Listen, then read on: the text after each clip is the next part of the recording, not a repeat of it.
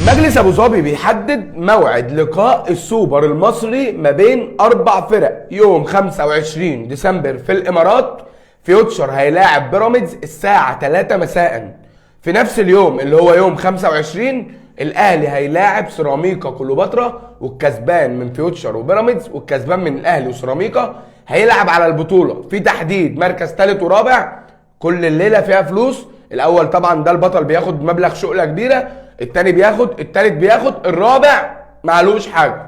مسابقة معمولة او الجايزة معمولة من مجلس ابو ظبي الرياضي. البطولة هتتلعب فين؟ في دولة الامارات يوم 25 ديسمبر.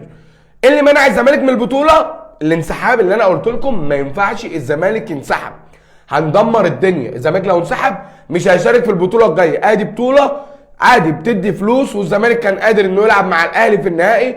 انما الناس اللي بيفهم بيريح والله.